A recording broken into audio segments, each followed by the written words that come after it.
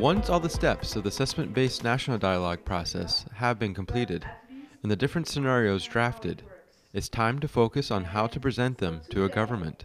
So today we are arriving to the last part of the assessment, which is to ensure that the recommendations, our recommendations that are in our assessment report, can be presented to the government and endorsed and lead to some policy decision.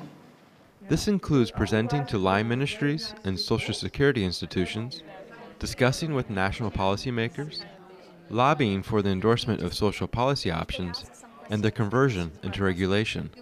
Think about the scenario that you really want to present, to push, and the key arguments that you're going to use. In this session, participants go through a role-playing activity. They are organized into the same groups as the case study exercise: healthcare, children, working age population, elderly, maternity, and HIV. Members of each group are given a specific role to play, such as someone from the ILO, a ministry and provincial government representative, worker, employer, a civil society member, and so on. Yes, to convince the government that this is doable, this is affordable. We did the costing. Each group takes 15 minutes to decide what scenarios they want to present and what key arguments they can use to convince the other stakeholders. Political argument, we are from the different groups, like from the government, which is from the line ministry, from the international organization, from the CSO, NGO in the country.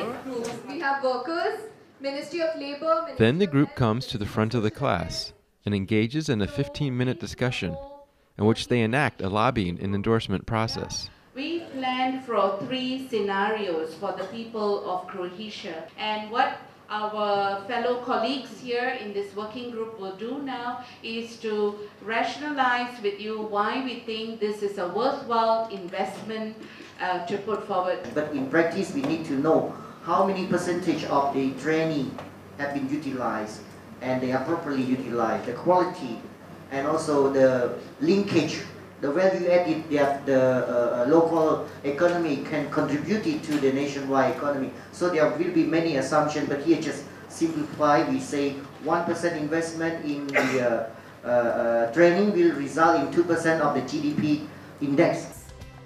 It somehow emphasizes how important it is for all these different parts and their views to be included in the process. It was very interesting because you have to be very informed and you should know that your scheme is doable, not only in terms of financial support, but also in terms of being able to implement it. You mentioned about the strategy in Through this exercise, participants learn successful ways to pitch their recommendations to the government.